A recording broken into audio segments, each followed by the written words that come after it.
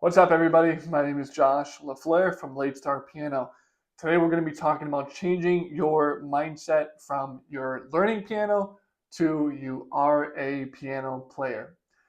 Now, this might sound like a small thing, but I'm sure already if you have been playing for a week, when somebody asks you, how's piano going? Or they ask you, are you a piano player? Do you know how to play piano? It's probably the most common question. Do you know how to play piano?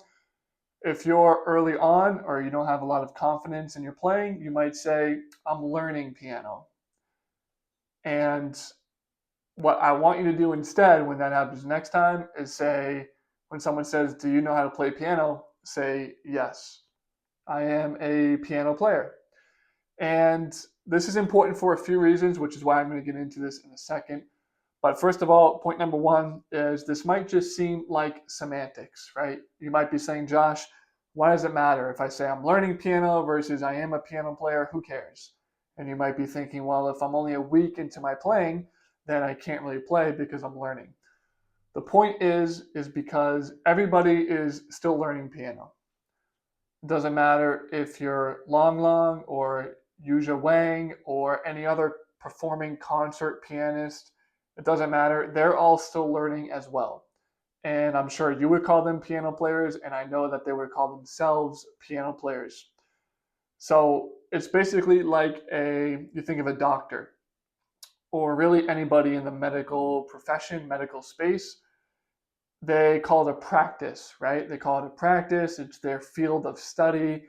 It's something that they work to improve on and get better at every day. Same exact thing when learning the piano. Piano is a practice. We are all still learning the piano. Doesn't matter if you've been playing for 60 minutes or 60 years. Everybody is still learning the piano. Everybody can get better at the piano. It doesn't matter who you are. So the fact that you've only been playing for a day doesn't matter. You are still a piano player. You know how to play piano. You probably know what the notes are on the piano, even if you've only been playing for a day.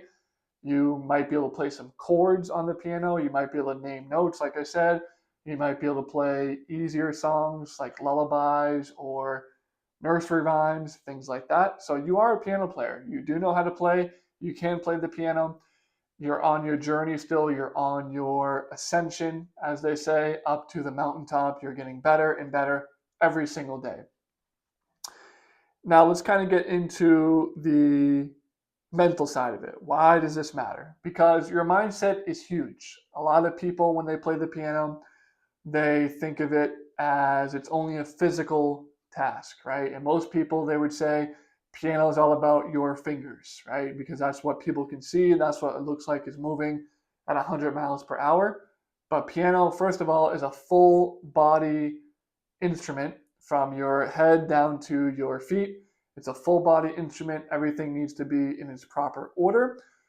And second of all, piano is also a very mental instrument for a couple reasons. First of all, piano you have to know a little bit of music theory, right? Even if you're not consciously aware of the music theory. So you're somebody who does a lot of improvising or you learn songs by ear. Even if that's you, you still know music theory because you know what sounds good and what doesn't sound good.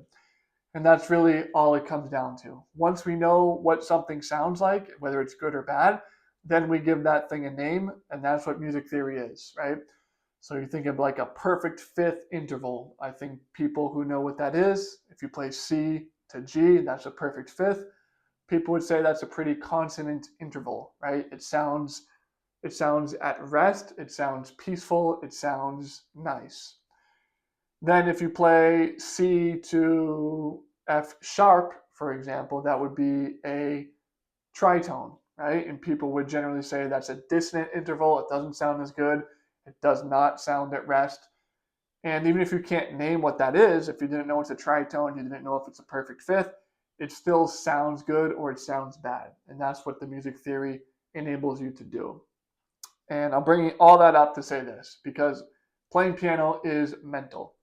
You have to think about certain things, even if you can't name them, you still know them subconsciously. And especially when it comes to things like performing, right? Any kind of performance, whether it's a sports team, if you're doing a comedy show, if you're doing musicianship, if you're playing an instrument at a concert, whatever it is, whatever the thing is that you do, anything that you have to perform for other people, it's a lot of mental work. It's a lot of what happens upstairs, up here. Because you might be able to, let's take a piano player, you might be able to play songs really well in your house when nobody's listening, but it's a different thing when you are playing on a different piano you're not used to, and you're playing in public and there's 10 different people all standing around listening to you play. The quality in what you play from that compared to when you're at home is probably a lot different, right? Even if you haven't really played in front of other people yet, this will happen to you guaranteed. And you know you can play it. You know you can play the piece because you can do it at home and you can play it great. But then when it comes to other people, you can't play it as well. You might be making a few mistakes. And why is that? It's because piano is very mental. And this all ties back into calling yourself a piano player, not that you're learning. Because if you tell someone that you're learning the piano, you're subconsciously telling yourself that you're not good at the piano, for one, and two, that you don't have confidence in yourself. And if you don't have confidence in yourself at the piano and you don't think you're that good at the piano, then you're not going to play well. That's just the way it is. Instead, if you turn that question around, someone says, "Do you know how to play piano?" and you say, "Yes, I do. I am a piano player." Now you're giving yourself that confidence. You're putting yourself in the right state of mind to play what you can play in front of them, because you know you did the work, you know you've practiced it, and you know that you play piano.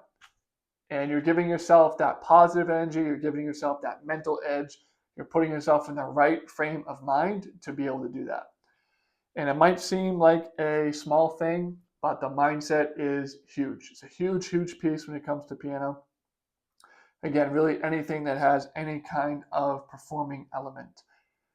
And even if you're brand new to the piano, I can prove this to you, because if you are taking lessons with your teacher, I know for a fact there has been a couple practice sessions or a couple days when you met with your teacher and you felt like you had a piece really down pat, you felt like you were really comfortable with it. Then when you tried to play it in front of your teacher, you're making all these mistakes, you're stopping midway through, right? It's because mentally something's not there. Mentally, you're not as confident when you play that in front of your teacher versus when you play it at home.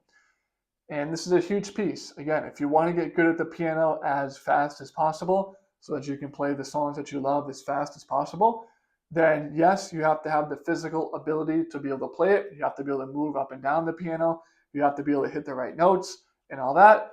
But you also have to have the right mentality, the right mindset to believe in yourself that you can play the piano, that you can play this piece. It doesn't matter if you're at home or in front of a bunch of other people.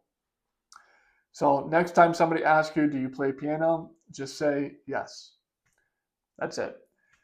With all that said, I do have a free guide on my website that's going to teach you about more mindset and approach, practice strategies, music theory, everything you know. It has 34 tips that you need to know to start playing the piano immediately. That's completely for free. Link is down below in the description. If you want to take it a step further, if you want to play songs that you love, you want to play them now, you want to play them faster, you want somebody to hold you accountable and make sure that you progress at the rate you want to, I am offering lessons right now via Zoom. To get started with those, send me an email. Link is down below. We'll set up a day and a time that works best for you. Again, my name is Josh LaFleur with Late Start Piano.